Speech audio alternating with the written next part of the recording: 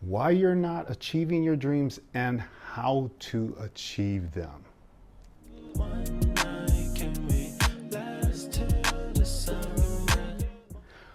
All right, our family, we are on a journey.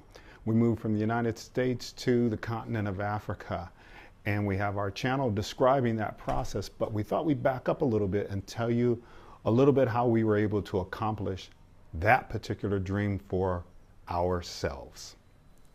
You know, I used to think you're either working on your dream or you're working on someone else's dream, and that's half right. It's only partially right.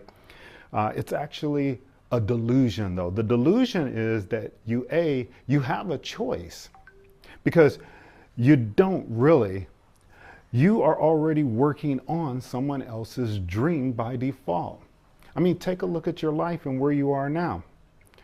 You're most likely not putting in as much time as you would like on your own dream. And we got to ask the question, why is that? That's because the choices are already made for you. What happened? You just aligned with the choices that were presented to you. Our minds pay attention to what they are conditioned to consider. It may be presented to you as important, and that's what our minds tend to focus on.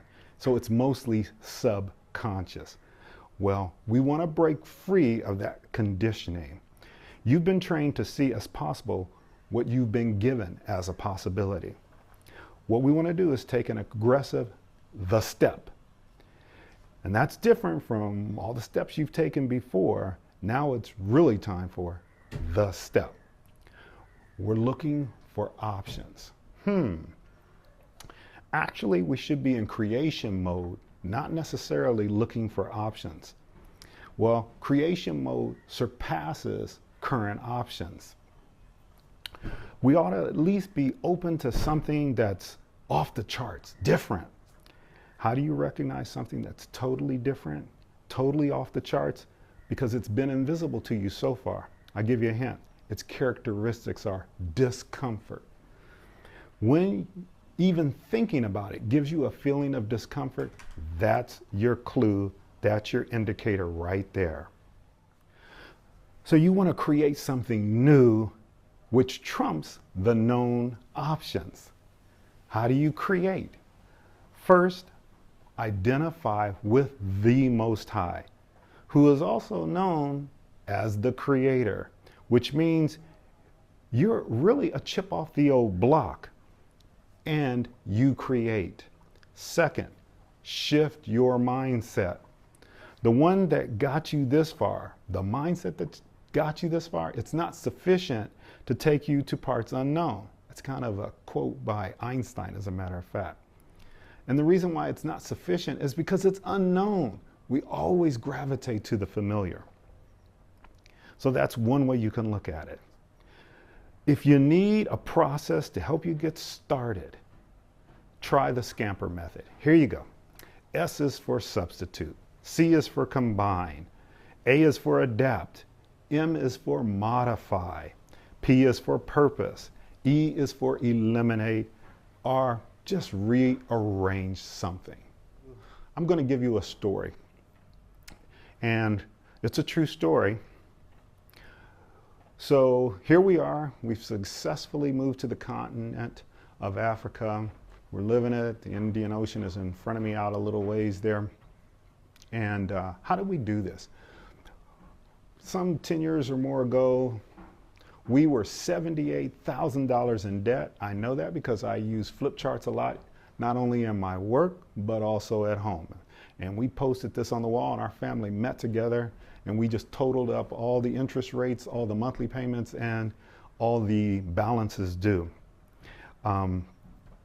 There was absolutely no light that I could see at the end of the tunnel. I really mean that. I just really could never see how we were going to come out of that. But then I came across this method of paying off debt, which actually the old folks used to use. You could ask your grandmother or mother, and they probably could tell you about it. What you do is you create first a rainy day fund, like let's say $1,000 or something like that. Then what you do is you begin to focus on one bill, or in our case, Williams, at a time. You focus on that one William at a time, and once you pay it off, you transfer the money that you just increased, that monthly amount, to the next bill. And for me, I started with those that had the lowest monthly balance, all right? And that becomes the next one. Here's the kicker though. We turbocharged that joint. And the way we did it was, we took that plan and we just eliminated non-biblical holidays. That's most of the U.S. holidays. All of the U.S. holidays, pretty much. Eliminated them. It's caused some discomfort. But we were on one accord as a family. I'm talking about friends or whatever. When we did that, that turbocharged our income, and we saw an increase in our income. We became much happier. We found ourselves following biblical principles versus just rituals and traditions. The result: happy family, sound belief in Yahushua or Jesus, financial prosperity. I don't know, take a look at the article about us in the New York Times from Sunday, just passed, as a matter of fact. Give you an idea of what we're talking about. So I'm saying to you that the struggle you're engaged in is to see how committed you are to the dream that you say that you want. Toodles. Awaken with Mark is a channel that is charting the journey of our family. It's what happens when an African American family relocates to the continent of Africa. And I'll tell you what happens. We start winning. That's what happens.